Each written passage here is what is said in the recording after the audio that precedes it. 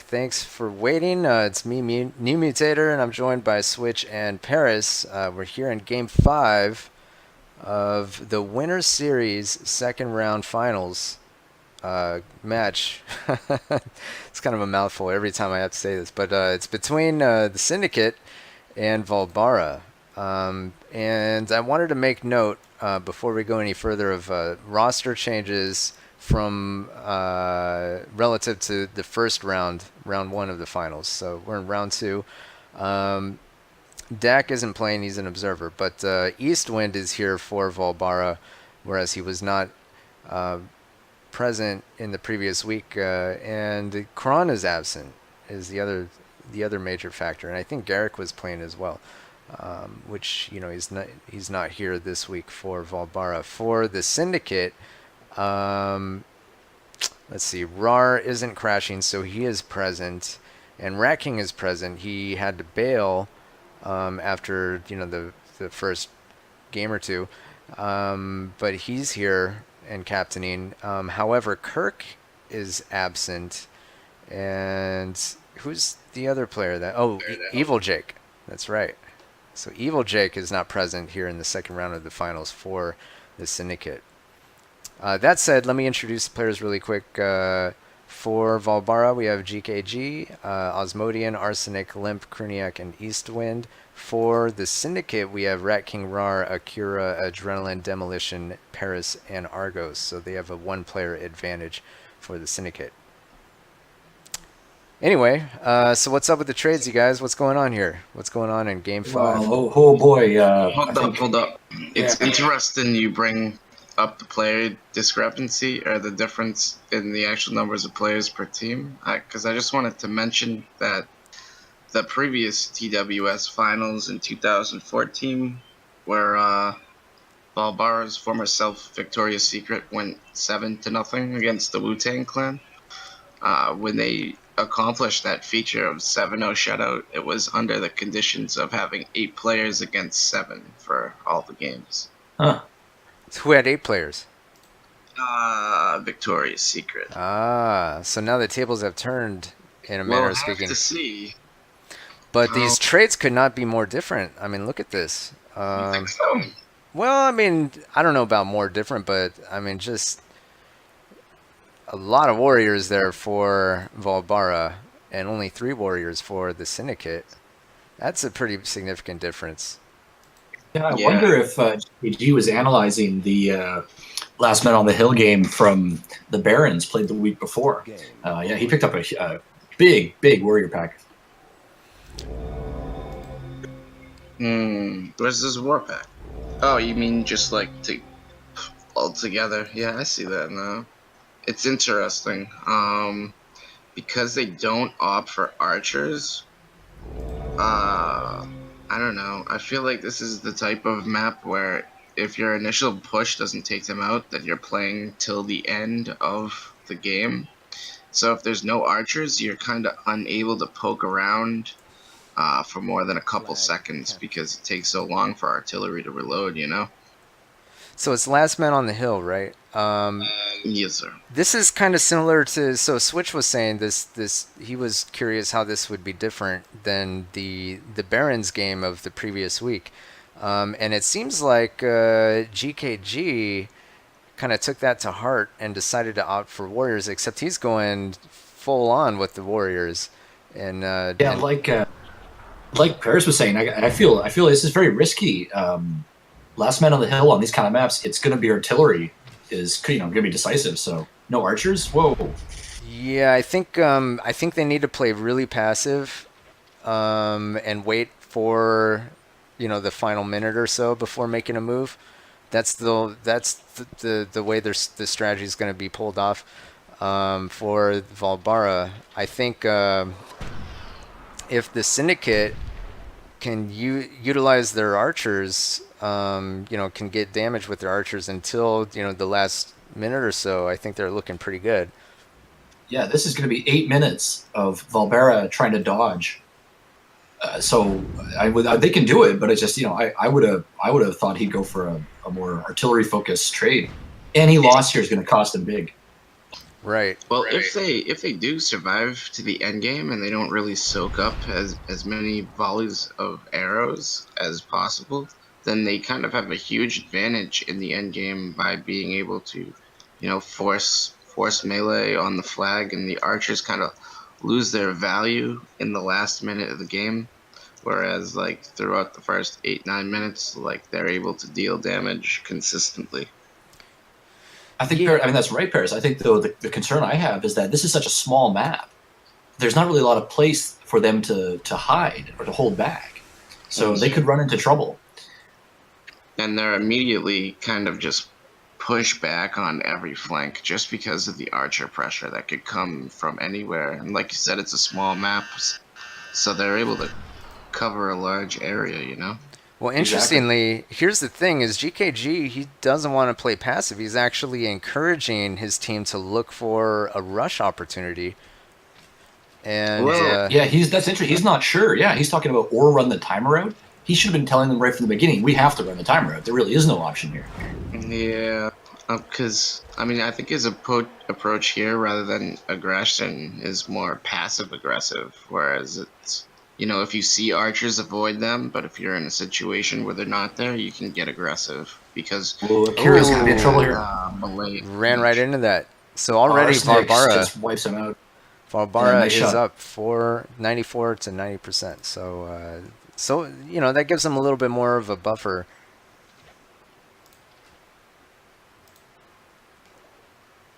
So yeah, very very risky here. Yeah, I mean I mean, if it were me and I were on Vaalbara, I would just be avoiding the archers like the plague. GKG noted they have 10 archers mid. The Syndicate does, so they're not really engaging with that, and I think that's probably going to benefit them somewhat. Look at these positions, though, right? Right. So that's the other thing. These big water areas are no good for pushing, and I'm thinking when it comes down to the end game, Vaalbara is going to be forced to kind of run into this choke point in the mid, and that could be a big problem for them with all these melee units, especially if there's lots of artillery left. Yeah. So, like GKG's talking about, and Paris was saying they should play this kind of passive aggressive, like reactionary strategy. But the problem with that is there's really not too many places they can exploit. Also, too, that it's kind of counterintuitive to play like that. Like, it's hard not to try to engage. It's hard to actively try to not engage for 8 minutes or so. So I'm not sure if anybody on the team is, you can already see they're poking around trying to look for an opening. They're not exactly playing passive. So this is still pretty close to a stalemate. I mean, neither side is putting up too much fire. Vaalbara is trying to conserve those warlock shots. They know they need the mana in case they get pushed by these archers. While that's true, look at the map, the mini map, and you can see Vaalbara is relegated to maybe about a third. Their back is up against it. Yeah. Yeah. So I mean, they're running out of places that they can run to. But they're doing some good work though. Like Arsenic just got a hit on Argos's warlock, put some good damage on him. He's going to take out Arsenic's going to take out a Zerk there. Yeah, already 2 kills.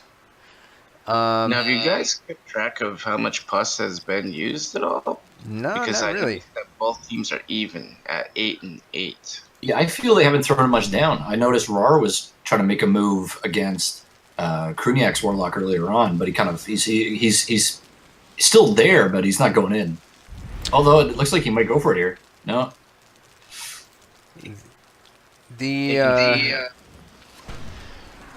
Now the risk here for the Syndicate is overextending. If they're trying to keep the pressure up on Vaalbara and back him into the corner, they can leave something exposed to the rush that GKG is prepared to execute. Yeah, Asmodean is asking, what time are we going to push? But I think Syndicate knows that this is coming.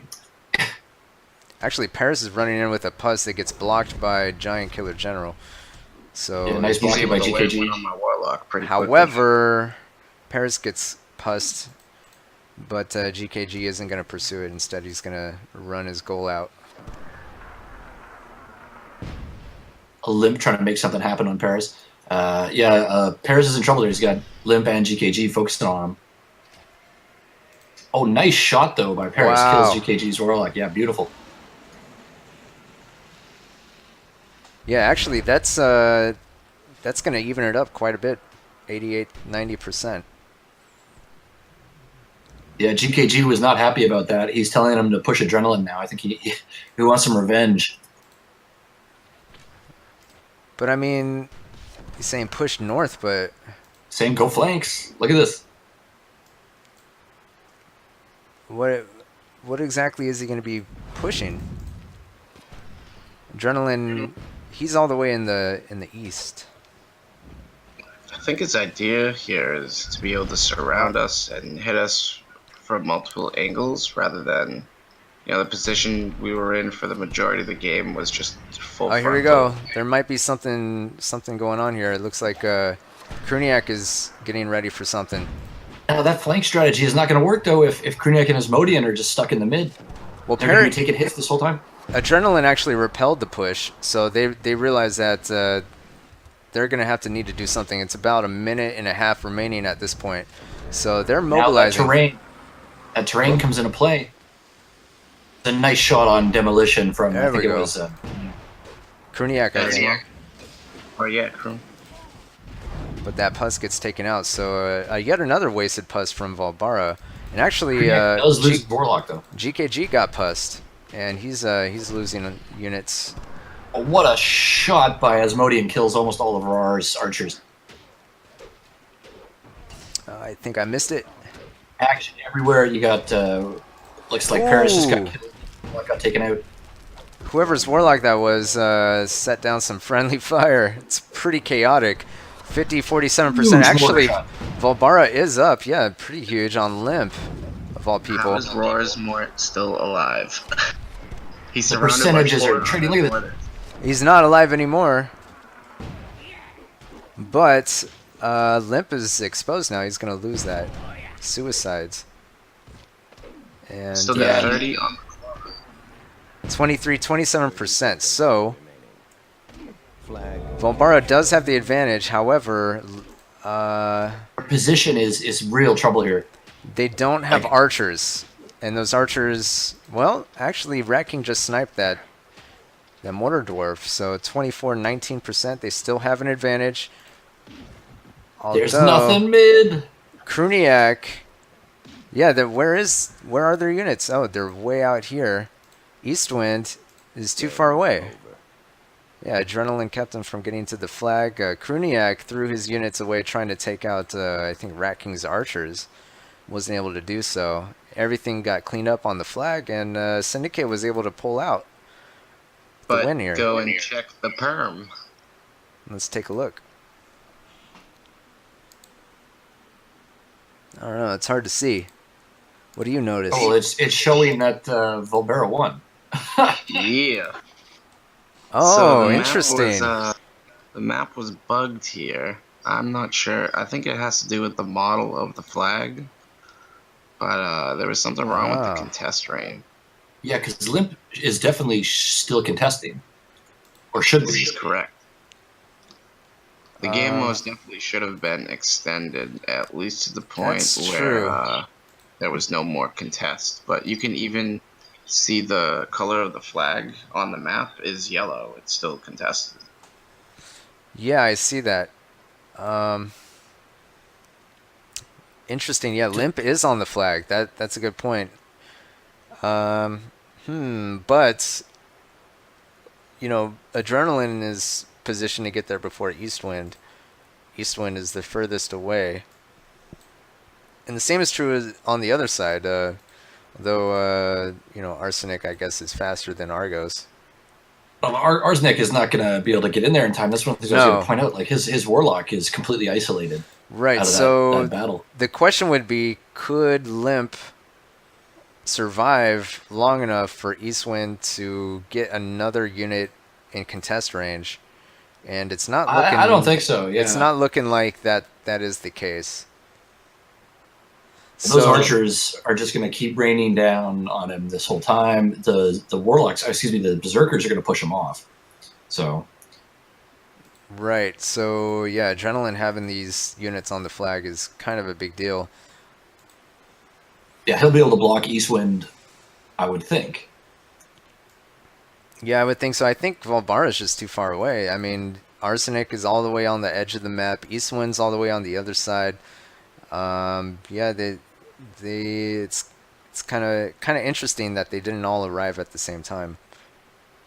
GKG's flank strategy, that's what it cost him in that, because again, it pushed them to the edges, like right past these water positions to the edges of the map, and then they had to walk the whole way back.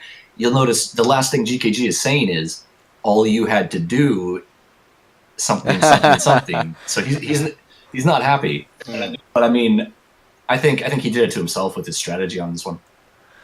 Potentially. I mean, if they had gotten a little aggressive on the flanks earlier, you'll see they're about, it's a small map. They're at least 30 seconds out, maybe 40 seconds. So, had that initial push happened a little sooner, potentially Arsenic and Eastwind would be a lot closer to mid right now. Well, and that push was totally out of it wasn't timed properly either, because you had the flanks pushing, and as Mutator pointed out, they were losing. Vaalbara was losing a lot on those flanks. At the same time, though, the mid wasn't doing anything; they were still trying to hold. And then when they tried to push, they got confusing signals, because GKG was ordering them to try to flank around and don't push, and so they ran into a lot of trouble, and they got wiped out when they tried to make the final push. It's conceivable that Vaalbara's strategy could have worked, but the execution it was pretty poor. I mean, it was just chaos, and there wasn't a whole lot of coordination, I thought, from Vaalbara there. Do you want to do that in a finals game where it's well, unless GKG was thinking that they were just going to walk away with this, I feel like he kind of threw this game. It's hard to know. I mean, I think they could have started the rush, maybe half a minute earlier. And hope to have won it with superior numbers. I mean, they played it pretty close. It was pretty risky. It is kind of a high risk situation. The alternative, I mean, what else could they could have gotten a similar trade to the Syndicate, but how would have that worked out? Would that have worked out well for Vaalbara, being one person, having a one person disadvantage? Oh, I think it would have given him a better chance. Like I say, I was not a big fan of the trade that GKG made, especially on this map. It just seemed like he was handing the initiative completely to the Syndicate and then throwing the dice at the end. It was a roll of, like you said, it was chaos. So if they had played a more conventional, traditional game, they might have been able to pick up some points here and there. Things could have gone differently. Instead, they lose a lot of their artillery, and then they run into their melee, just gets blown up. It was a mess. It was pretty messy. It was hard to keep track of everything that was happening all at once. But that said, they can still win. I mean, it's tied up again. 2 games apiece, and then a tie. So they can still win if they win the next game. Well, either team can win if they win the next game. If Game 7 ends up in a tie, that's another capture the flag game. So what needs to happen is whoever wants to win needs to win the next game, and so everything basically comes down to that.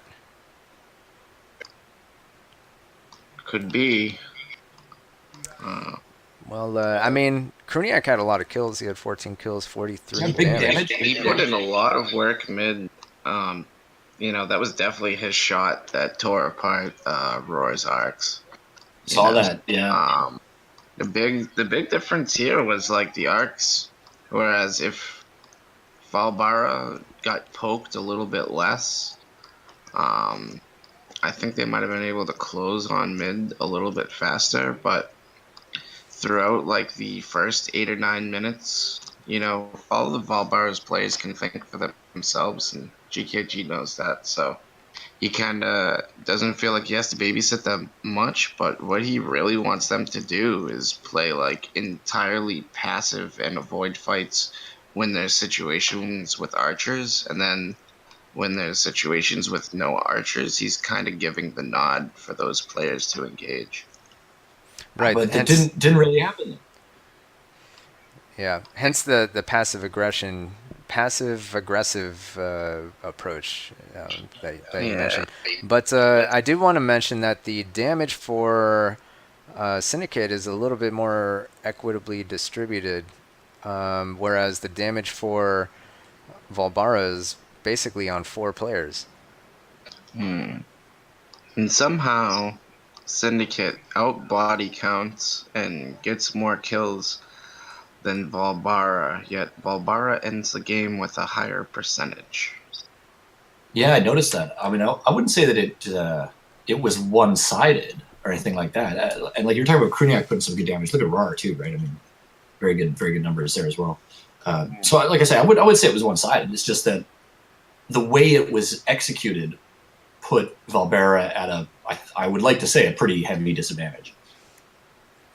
Well, yeah, I mean that's interesting. I think that's as a result of having warriors trading for warriors. Their low unit trading costs compared to any other available unit, other than goals. So, the Syndicate's going to have more kills, even though they're losing in percentages. Not by a lot, though. Yeah, like I could have it was an interesting trade, and I could have seen it working out on, like, for example, the Barrens, right? But the terrain's a little bit more favorable for that. And it's a bigger map. Here no Zergs either, no fast Zergs, which kind of dominate the melee game. At least on this map, I feel like they definitely cause some balance issues. They might be overvalued. I mean, undervalued at 3 even. Just by the way, they dominate pretty much every unit on the map, 1 versus 1. If you're able to play it out correctly, even the Warlocks can run into trouble with Warriors, even with 2 full mana shots. I mean, run into problems with Zergs. Yeah, and like you say, the Zerg's value is actually kind of inflated here because they're so fast. So and it's such a small map, right? They can get to parts. They can move between the areas of the map very quickly and readjust faster than your warriors are going to be able to. So, like I say, GKG put a lot of faith in that warrior trade,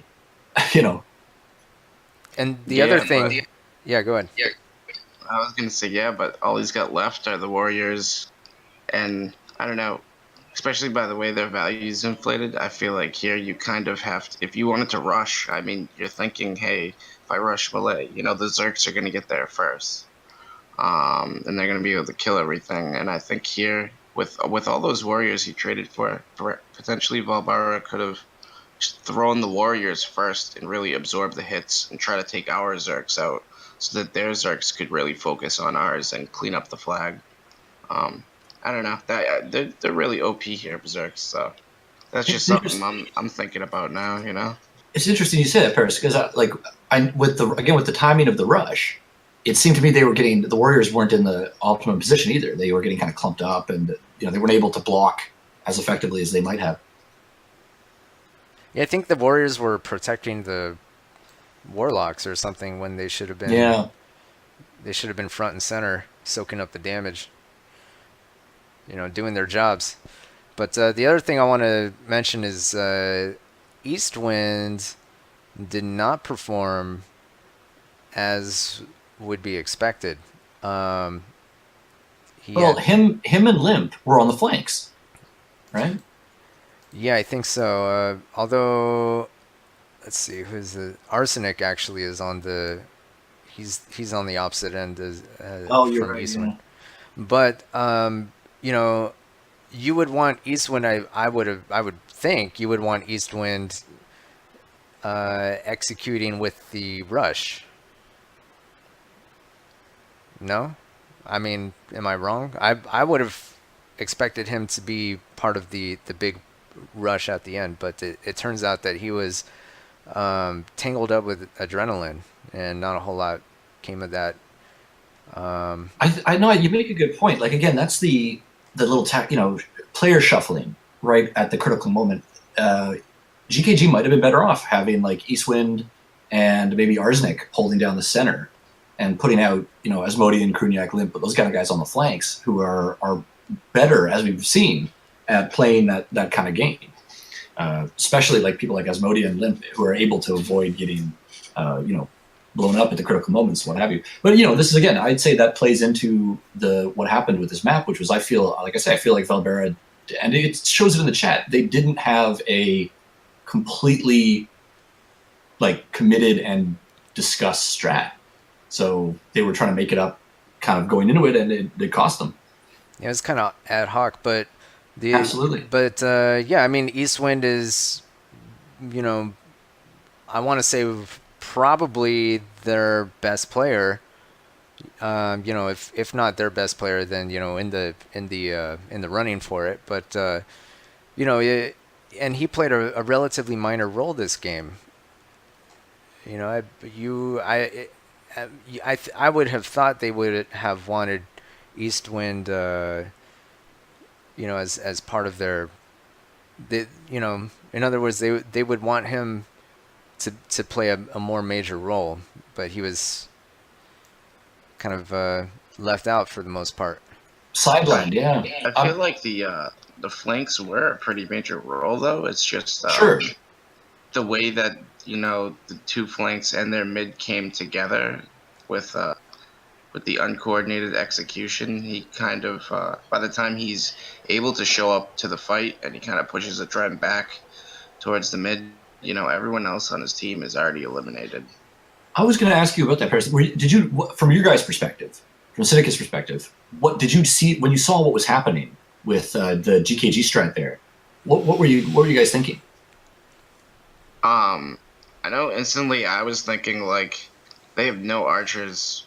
We can poke them here. So I know at one point I think I'm matching up with like GKG and Limp, and I asked Rat King, or might have been Argos Kira, I forget who, but I asked them for just one archer, and with that one extra archer with my Warlock, it kind of adds a little more damage per second I can deal out. It can also cause flinches from melee and other things, and I kind of poke at Vaalbara's artillery with it. I think I end up taking out a Warlock and maybe even a Mortar with just that one archer, and I feel like just having that little extra pressure, instead of 3 players with the archers, now suddenly we have 4, and even though I have 1, I'm kind of still able to cover that small area where they don't really want to push around the archers until the very end,